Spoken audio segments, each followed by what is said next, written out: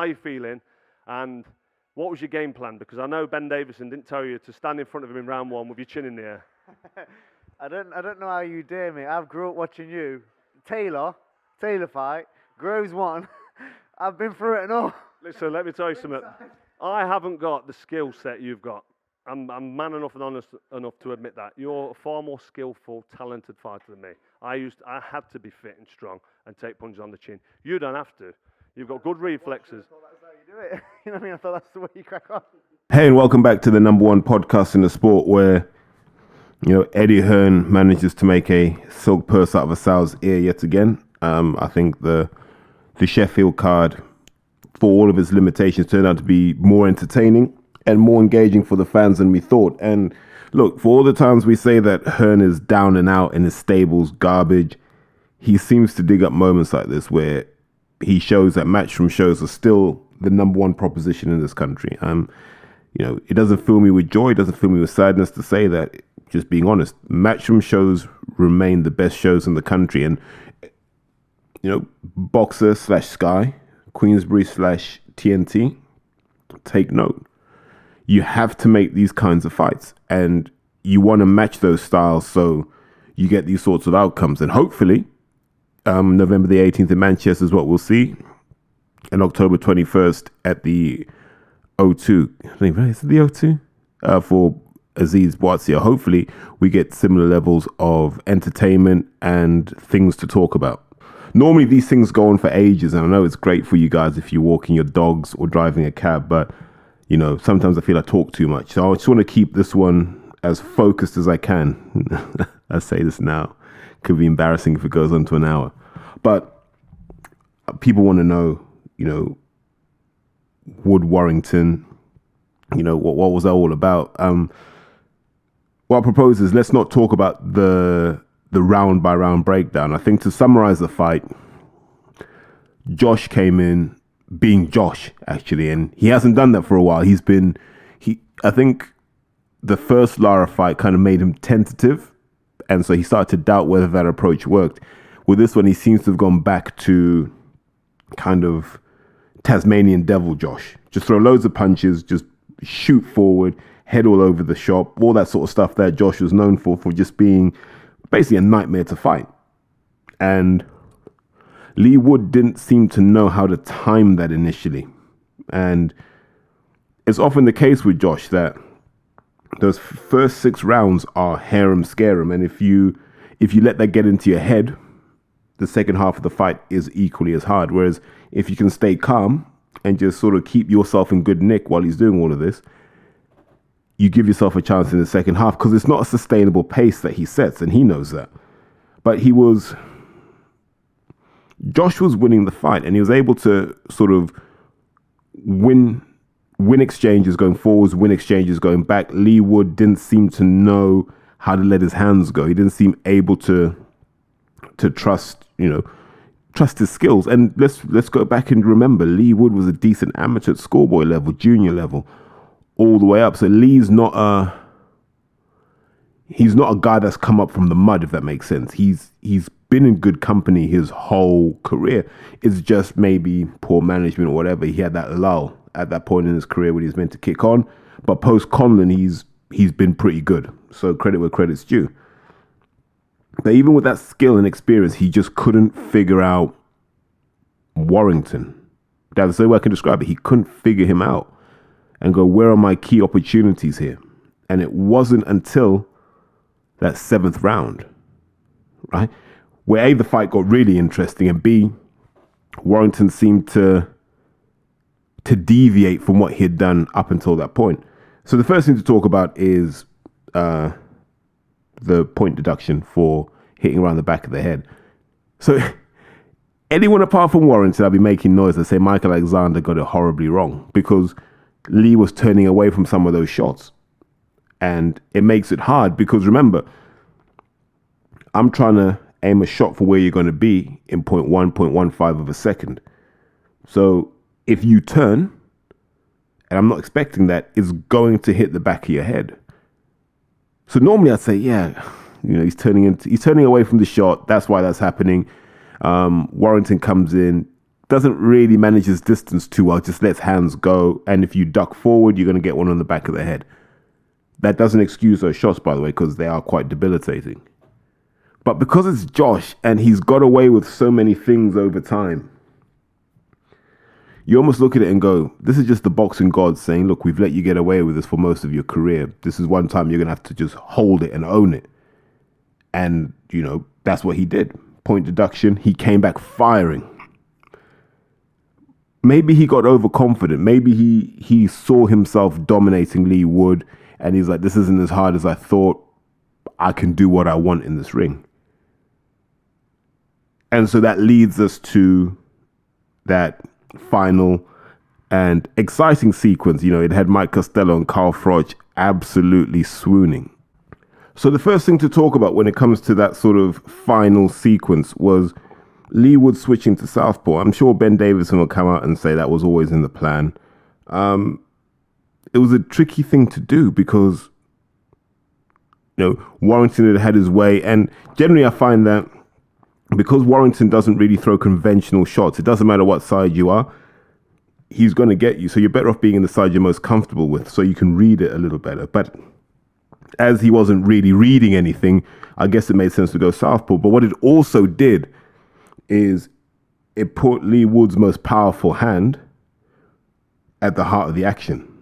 And I can see the logic. Like from a coach's perspective, there's some logic that says, if you're going to have close quarters exchanges, may as well just have that hand close by in case there's a split second opening. You haven't got to travel as far to land a heavy shot. So if you think about what happened in that sequence, they both shape up. And nothing alarming. Warrington's got his hands up, as he always does. People who know me long enough know my views on Warrington's style. So Lee Wood initially goes with a backhand. Yeah, so now it's his left hand. So rear left hand into a right hook. That's what Warrington goes in with as a teaser. But you watch it and there's no conviction in that backhand. He's almost just throwing it to shift his weight over to the right side so he can just let the right hook go. So when I see that, I go, okay, he's really just trying to land that right hook because maybe in the videos they've seen that Josh drops his left when he wants to throw hooks. And if they've seen that, fair play, right? Smart way to exploit it. But the first time it happens, Josh has got his guard up, right? And he's on his toes. That's why it wasn't effective. Wood transitions to his left. Josh is still in his guard. And so you're like, ooh, okay, what do you do now to bring the guard down? Nothing. Wood does the same thing. Throws that straight left into a right hook. Josh started out in the right position. And so in Josh's head, he's going, if he throws that again, I'm coming back with my own shots.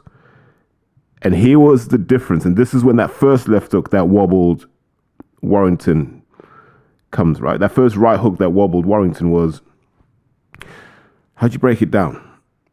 Wood's gone in with the same thing, kind of like a throwaway left hand into a right hook.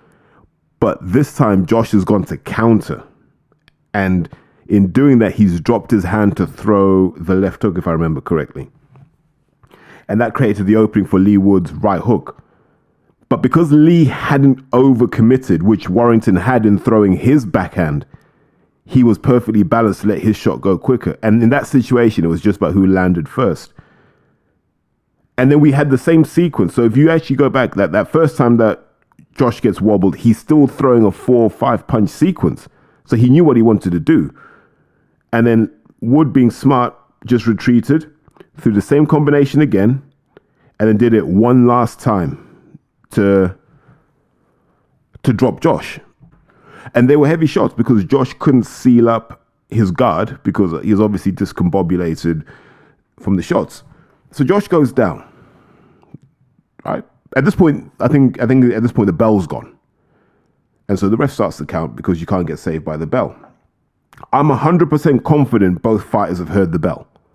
Okay? Josh gets up, looks a bit unsteady, goes back to his corner, sees his corner up, stool, towel, everything in place. And I don't know if it's a glitch or whatever. He's probably just gone, right, let me go and sit down. I've got a minute. Because once he's gone down, he realizes the minute starts when that bell goes. So he's like, I've got to get back. I don't know if the ref has then said to Josh, turn around. Let me look at you, which hopefully Michael Alexander would have said in light of the fact that it's a world title fight. And let's go back to Wilder Fury 1, where a protocol was given out. I want to make you walk to your left, walk to your right, whatever it is. You're hoping Michael Alexander said turn around. If he did and Josh didn't respond to that, I get why the fight was stopped. But the fight was stopped before the count was finished, I think, if I remember correctly. Now, you can now delve into the sort of controversy of, was that a terrible stoppage? Yeah. And I think I spoke about this last week with Jamie TKV. I'm always going to try and give the corner a chance to make the decision on whether the fight carries on or not. So let's not dwell on specifics here. That's just my general principle. If you've got less than 30 seconds to go to get to the corner, you should try and let the fight go wherever you can. Let that minute happen. If nothing's fixed in that minute, you've got the opportunity to stop the fight anyway. I don't know if Josh would have recovered in that minute, but you've got to give him a fighting chance. Just for me, it's a world title fight. You've got to hold it to a slightly different standard. He had been on top in the fight, so it's not like he was taking a beating round after round. He'd been on top in the fight. He had done what he had to do, and so it was about his corner. Get the cold towel on the neck, shake him up a bit, get in his eyes, make sure he's all good. Let Josh get some air in, let him recover, get his legs under him. All that sort of stuff you can do in a minute. We've seen it throughout boxing history. And Josh is notorious for his engine and his powers of recovery. So I think there are all sorts of reasons why Michael Alexander could have let it go. I also suspect maybe Michael Alexander had lost sense of where the fight was at. And maybe when he saw the corner up, and maybe he saw a towel in the hand, he's like, okay, they want me to stop the fight. I'm going to stop it. I don't know. We never get a chance to talk to the referees. But it all feels like a bit of a mix-up. It's the sort of thing that there should be, because the protocols aren't clear. Every ref has his own way of working out if you're fit to continue. I don't doubt for a second Josh was fit to continue, because if you see the angle of Josh walking back towards the corner, you can see him swearing. I don't know if he's swearing at his corner or swearing at himself, but you can see him swearing like, damn, how did that happen? So he's got the presence of mind. There's no question about that. The presence of mind was there. He wasn't overly buzzed. It wasn't like Zab Judah versus Costa Tszyu. My opinion, fight should have been allowed to carry on. Other people will make a credible argument for an alternative view, and that's cool. But it felt like a bit of a hollow victory from a Lee Wood perspective. But he's not going to listen to what I've got to say about that. He's got his win. It's on his record, and he'll probably crack on. I'd like to see that rematch, though, because I like to see these sorts of wrongs righted eventually. Do I think it will be any different? No, because Lee Wood carries whatever power he's got, and I call it like mid-level power. So against guys like Warrington, you can do that. I don't know if he does that against Valdez, Navarrete, etc., etc. But he does it against those sorts of British guys like Warrington, Conlon, etc. And he does it for fun. But those higher order Mexicans, like the guys who have won multiple titles, I'm not so sold. But you still have to congratulate Lee Wood for pulling it out and having the presence of mind to go for that knockdown. Others might have not have done that, but he did. And it's a great story in a career that keeps on giving. And you have to say that. I think if you talk to anyone in Nottingham, they haven't had anything since Carl Froch. Obviously, they've had guys like Derek Osaze that have risen, Echo Esserman, who have come through, but they haven't come through at that world championship level, at that selling out arena level, like Lee Wood has, because, Lee's been in the community a long time, and he used to go to Froch shows as well. So I'm happy for him in that sense, and I like the fact that he gets to make money and hopefully secure his future. So I'm not going to be mad at that. But I think economically, the Warrington fight's his best option over Cordina. I think there's more money in that. And I think legacy-wise, if those guys have a run of fights, I think that's also good for the legacy, because you always want a natural rival. And the fact that the two Brits, I think, is good. So I'd like to see the rematch. Others may not, but that's just my view on it. I thought it was good to see Warrington back to that kind of nasty, abrasive ruggedness. I'm not a fan of the style. It's just very basic and uncultured, but it's effective. And that's broadly how I look at it. But you know what it also does? Like if I put my Matchroom head on and I go, right, what would Matchroom love? Matchroom would love to run those two in parallel. So split Warrington and Wood for now.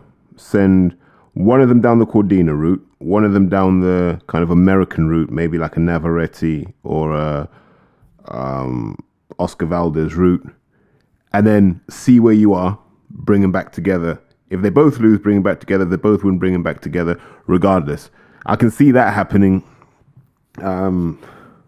because it's really just about money. They don't want to please the fans. But overall, look, we can complain about where they are in their careers. You know, they've seen better days.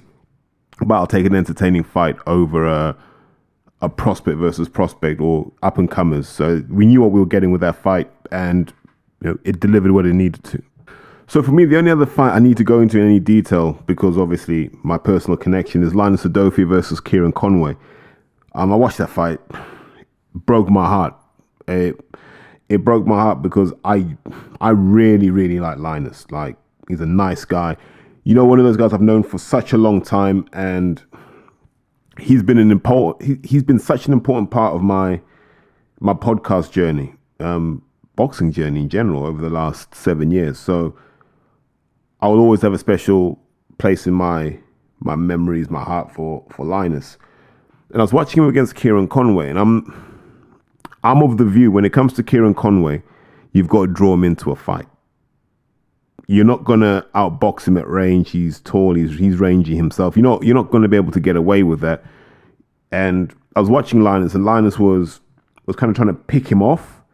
You know, shoot a jab to the head, jab to the body. It got more interesting when Linus started to switch his angles of attack. So when he started to slip in and start throwing, you know, left uppercuts, and that was the Linus I was hoping to see. And I think this is one of my beliefs. Every boxer has to go through in their development phase. They have to go through that war, right? That war that gives them the courage to say, I can put my head on someone's chest and go. I can do that. I can make it nasty. I can make it ugly. And I back my chin in those situations. Had he done that, I don't think Conway's as comfortable. I can't say who wins, but Conway's nowhere near as comfortable as he was in that fight. I think if Linus quickens the foot speed to shut that distance down, I don't think Conway's got the same amount of confidence. I think Conway went into that fight believing he was levels above Linus. And it was Linus's job to impose himself immediately and say, the gap's not as great as you think it is. In fact, there is no gap. That's what I would like to have seen from Linus. Now, you know, how do you get that out of him? I leave that to those who know him best. I want to see him fulfill his potential. I don't think he has. I think there's a lot more within Linus Adofie to come out, but it's going to require some soul searching, some strong planning from his management, and actually putting this guy in harm's way and going, look, go and have some wars.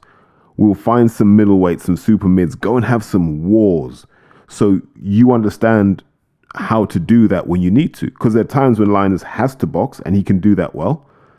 There are times when he might have to just sort of box punch. He can do that. Times when he has to be on the back foot and counter. He can do that.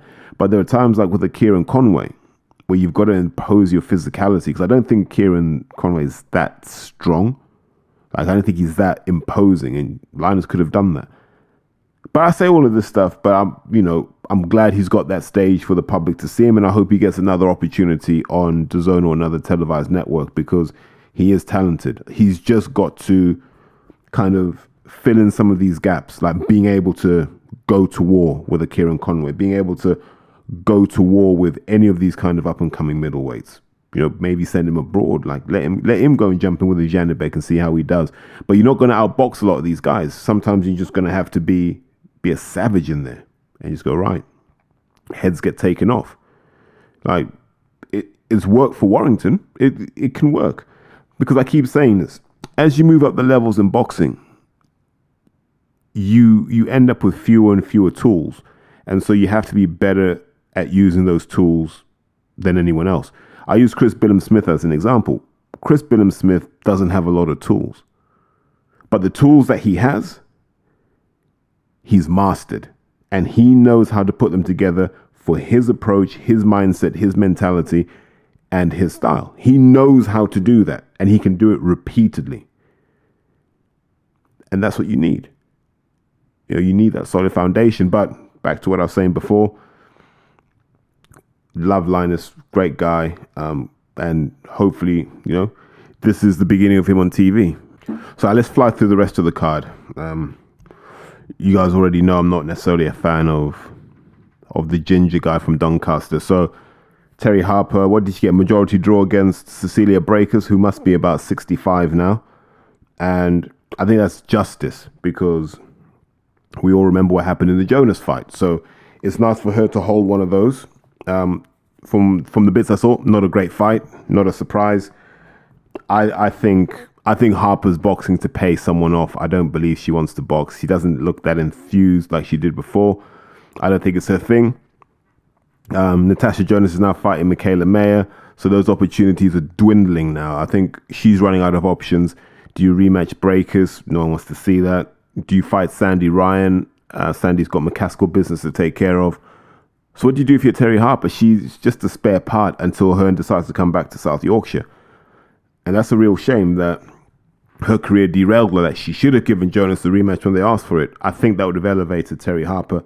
I think, in fact, not even Terry Harper. I think everything the small ginger rat did ruined her reputation. And he will come to regret that, because now no one really cares about Terry Harper when they should have done. Who else was on there? Hopi Price was on there. How do you describe Hopi Price? Hopi Price is all the skill in the world, looks good. If you gave him devastating power, he'd be an all-time great, but there is no power, and I don't know how Caldwell fixes that if he's still his trainer. I like Hopi Price. You can watch him, and when you're teaching kids in the gym, that's a good role model for them to follow, but I don't think at world level he'll do much damage. You could say the same about the kid, young Boston, Junaid Boston. I like him as well. And he's stopping guys with flurries of punches, but we need to see that devastating KO. But both these kids are talented. I'm not going to tell you that they're rubbish, they're second rate. I just think the lack of power starts to find you out at certain levels. If you look at Lee Wood, the fact that he can crack a bit has got him out of so much trouble, because at that top level, you need a point of difference. What is your point of difference? Is it your engine? Is it your power? Is it your skills? Is it your defense? What is it? And with these guys, I'm not sure what their point of difference is at world level yet, but we can always find out. So I'm not gonna judge too much. I think they're probably the meaningful fights on the card. If I've missed anything, it's not an accident, by the way. I'm trying to think, how do we summarize that show? I think if you look at the coverage of that show, it's been interesting. They've wheeled out a lot of big guns. Billy Joe was out. Sonny Edwards was out. Sam Jones. All the right talking heads were out in the week. And I think that kind of helped draw the coverage at a point where they needed. I don't think that was a sellout. I don't think it was anywhere near a sellout. Although the Warrington fans always make things sound like a big event. So credit to Warrington for bringing those guys down from Leeds. I don't think the Nottingham presence was as great, but look, I'm not going to be mad, because we're living in challenging times now. If people haven't got the 200-300 quid to make it a proper event, I understand. If you need to sit at home and watch it, fully understand. Like, in the current economic climate, you've got to cut your cloth accordingly. So 100% understood that. Now, what else has come out of kind of that matchroom world? Oh, so we've got two shows. We've got a Belfast show, which is Mick Conlan versus Jordan Gill. Jesus, I don't think Mick Conlan ever thought he'd have to fight Jordan Gill in his life. He must be kicking himself, going, how bad must I be that I'm fighting Jordan Gill? And I think if anyone says Jordan Gill, flattered to deceive for a decade, but probably a lovely kid. Not saying anything bad about him, but Mick Conlan was a guy who had the world at his feet. And suddenly he no longer training with Adam Booth. Then again, who is? What's Adam Booth doing now? Has the hoax become the ghost? Don't know. So he's not training with Adam Booth. I think he's training with Pedro Diaz now, which will probably be in Miami. I think Dr. Pedro Diaz is the guy that works with probably everyone that's using steroids, right? Like who's got Steffi Cohen? She was an ex-powerlifter, so you would suspect that she'd been on the gear. I'm sure I've seen guys like Mike Rashid there who you'd suspect have been on the gear. I'm sure there are other people who have failed drugs tests that have been around Dr. Pedro Diaz. So draw your own conclusions, but that's the sort of caliber of person we've got in boxing. So he's going to fight Jordan Gill. I think if you're Northern Irish, great. It's a homecoming for a lot of you guys, and I'm not knocking that. From the other side of the water, what does that do for Conlon? Why didn't he just fight Isaac Dogbo? Like, that would have been a better fight. It's a better sell. But, that's me sharing my opinion. Who else is on there? Kevin Agyarko will fight Troy Williamson. God, they've been dragging this out for a long time. Decent fight for Kevin, actually. Let's see where he's at. And that would have been a good fight for Linus, actually. Linus versus Kevin. I'd quite like to see that. Like a more aggressive Linus against Kevin Agyarko would be a good fight. I can't even remember who else is on that card, to be honest with you. Crocker's on there, but I can't remember who Crocker's fighting, unfortunately. Sam Maxwell's on there against Sean McComb. God, if I've got that wrong, he slapped me. So Belfast gets its own card. I think it's December 2nd. And they deserve it, man. They're fervent fight fans. I talked to Al from the Ensfall podcast about Irish boxing a lot and how you need an Irish boxing scene. I think promoters should commit to doing one show in either the Republic, which I think is a bit harder logistically, or Northern Ireland, to keep the sport alive there and give opportunities to those guys, because boxing is so healthy across the whole island of Ireland that I'd quite like to see that. Also announced a Newcastle show. There's a Next Gen show there, which is headed by Pat McCormack versus Peter Dolan, some American guy who's 16-0. We don't know him, so is it a big step up? Who knows? Like Pat McCormack, I think he's class. Move him through quickly. There's no point in him building. Just move him through quickly, because if he's no good, we're going to find out quickly. If he's a real deal, we're going to find out quickly. Then you've got loads of those guys like Callum Reese, young Ben Reese. Ben Reese is quite talented, actually. Boxed at 81, I think, in the ABAs. Beat one of my kids, which hurt me. But super busy, intense, from a southpaw position, combination puncher as an amateur. I think he can do that now. It's almost like a baby George Crotty. I think those in the amateur scene will know what I mean. But yeah, so Hearn, he says it's the best lineup in boxing for Q4. I'm not so sure about that. But it's the best of the British bunch, that's for damn sure. Because he's still got some key assets that he's hoodwinked us into believing are halfway decent. And, we casually buy into that. So the last fight I saw was the Golden Boy card. So Gilberto Ramirez against Joe Smith Jr. Now, big surprise that these guys came in at sort of the lighter end of cruiserweight, so 190 pounds or whatever it was, because both are former light heavyweights. Now, I can't be sure whether this was just let's just get them out, and maybe they weren't in camp or in shape, and it was like, why don't we just fight? I like this. Like, if they have no title ambitions, if you can find a catchweight like this and give an entertaining fight, why not? Sort of became more interested in Gilberto Ramirez when Umar Sadiq was out there. So I think, like, in Umar's early days in LA, he was training with Jonathan Chua, who I think works with Gilberto Ramirez. And he spoke highly of his skills and his talent. But I think that was when he was at light heavy. But he lost to Bivol after that. So maybe that's the curse. And it seems after that, go up in weight.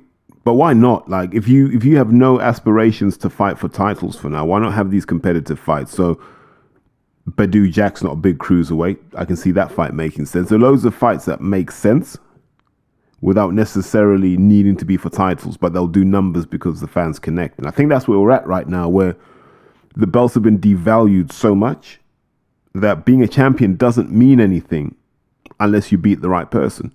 That's why I don't understand this obsession with unification. Like, quite frankly, I wish Fury and Usyk would just scatter the belts and say, look, we're just going to fight to see who the man is in this division. Nothing else really matters. Being undisputed, it's devalued now because, like, how many people have been undisputed in the last 6 years? Was it Crawford? I'm not going to name them all, but Crawford, Taylor, Canelo, smaller Charlo, Inoue again, probably. Usyk at cruiser. We haven't had one at light heavy yet. Did we get undisputed at middle? I don't think we did. Devin Haney. That's a lot of people to be undisputed in like less than a decade. That is a lot of people to be undisputed. Now look at people who weren't undisputed, like Mayweather, Pacquiao, Barrera, Morales. Let's think. Tyson was actually, but that's a long time ago. Klitschko, don't think he was unified. God, I hope he wasn't. That'd be awkward if he was. A lot of these greats that we talk about, Tony, Aguayo, all these guys going all the way back. I don't know if Sugar Ray was undisputed. A lot of these guys weren't undisputed, but they're some of the all-time greats. I don't think Roy Jones was undisputed. These are like all-time greats we're talking about. So we talk about it like it's a big deal. And let's give Eddie Hearn credit, because it was Eddie Hearn that made these undisputed fights this big deal, because he kept talking about Joshua being undisputed. And we suddenly thought that this meant something when it actually doesn't mean anything. So let's start talking honestly and saying we don't care about undisputed. What we care about simply is the best fighting the best. That's boxing for us. You know, so if we've got to see Ramirez fight Joe Smith at 191 pounds, whatever, I'm okay with that. If we've got to see them fight Badou Jack and it's entertaining, I'm okay with that. Let's kind of bridge that gap between light heavy and cruiser, because I'd rather see those guys fight at more comfortable weights and give us better performances. If I'm being honest, I just think that gap between 175 and 200 is insane, and it's not healthy to try and go from one to the other, as Tony Bellew found out. One last thing I want to touch on is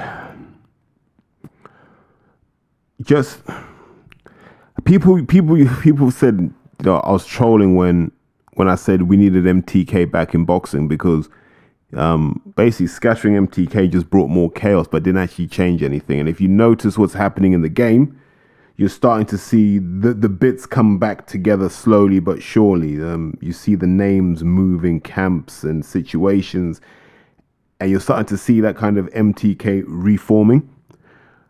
Now, I don't know if anyone's ever seen the TV series Shooter with, I think it's Ryan Philippe in there, and Omar Epps. It's worth it. It's on Netflix. Watch all 3 seasons. It's good. But there's an organization in there called Atlas, and Atlas are basically, I ain't even going to say it in case they listen to the pod, but Atlas is Atlas, right?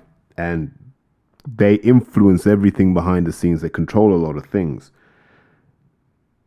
And I get the feeling that boxing has that, where in every key entity, Matchroom, DAZN, BT, TNT, Queensbury, Boxer Sky, the entities are all there. And it's all coming together, but it's controlled by outsiders who are influencing the outcome of certain events. And we're starting to see it all come together, because none of it ever went away. The same names, the same characters, the same people have always remained. We never got rid of them. And so what was the point in getting rid of MTK if everyone involved in MTK is still allowed to be involved in boxing? As if suddenly they're taking orders from somebody else, or they've become autonomous. Do you know what I mean? So it's crazy. But that's boxing for you, you know. When money needs to move, money needs to move. Last thing I wanted to touch on was I've seen a lot of people online passing judgment on Dmitry Bivol. So just in summary, his wife accused him of domestic abuse. Like I always say to people, have no opinion until you know the facts and the details. But the problem with boxing fans is they just always want to have an opinion, and they always want to be on the right side of the debate. Mate, sometimes you got to leave personal situations out of what we discuss because we don't understand the details. I don't, for a fact, and I'm okay with that. All I hope is it gets resolved definitively one way or the other, regardless. And, everyone gets to move on with their lives and careers. What else has been happening in boxing that we need to be aware of? Aziz Boatsi, 2 weeks ago. Not well promoted. Like, I think about this fight, and the story behind this fight is incredible. One guy watched the other one go to the Olympics and rise up, and all the time he wanted some of that, but was just never able to get over that line. And Dan would admit that. He would admit he wasn't the best amateur, but my goodness, has he made up for it as a pro. And then you got the other guy in Josh who never thought he'd ever have to fight Dan. Yeah? Like, back in those days, it was like, yeah, what about Aziz? Like, you know, I'm looking at world titles. You know, if Dan gets there, cool, but, you know, I'm looking at those guys. And so they end up meeting. And I think that's just a fascinating story. Yeah? It's almost like the tortoise and the hare. And none of this has been built up. We haven't really delved into that story. They haven't gone into the archives and said, what about you guys? They haven't done anything to make the public care about Dan and Josh. And that hurts me. Because the public should care about Dan. Because Dan's the last of a dying breed. Dan is a guy who grafted his way to main event status. Like Lee Wood. The same affection that goes out to Lee Wood should go to Dan. Because they've done it similarly, like where they doubted, you know, Dan was like, has my moment gone? It's like, hell no. This is your time. And I haven't really spoken to Dan through this camp, and I'm hoping that's a good sign. I'm hoping that this means that we're going to get the best version of Dan, because that's all I want to see, is the best version of Dan. Because that best version of Dan is a problem to everybody. But I wish Sky and Boxer pull their finger out. It all feels a bit like they've just got the work experience lot to do this. I'm like, but you're Sky Sports. You're telling me you've got no one in your department that can say, here's how we make people care. Like, Jesus Christ, you had the Premier League for like 30 years. You're telling me you have no idea what to do in these situations. You know, I don't care what anyone thinks, man. I think Dan should have just gone to Hearn. Just go on Matchroom. Jump in there with Spider. I mean, you'd be a far bigger star, man. I just think Boxer and Sky are dropping the ball on Dan. I think his is a compelling story. His is a never say die story. And I promise to God, if he wins, I want to see him on the Graham Norton show. I want to see Dan everywhere, because that is a never say die story, if ever there was one. And he deserves all the accolades that come. It annoys me because it means him and I get less time together. But if we're getting less time together because he's getting more famous and, you know, securing his future, it's worth it to me. 100%. And on that note, I am going to tap out because this might get too long. So, as always, have a great week. Have a productive week. Don't let people get in your ear and tell you ain't good enough to do anything. Don't let any negativity get to you. Like I say to people, give zero oxygen to negativity and see how much better your life will be by the end of this week. Take care.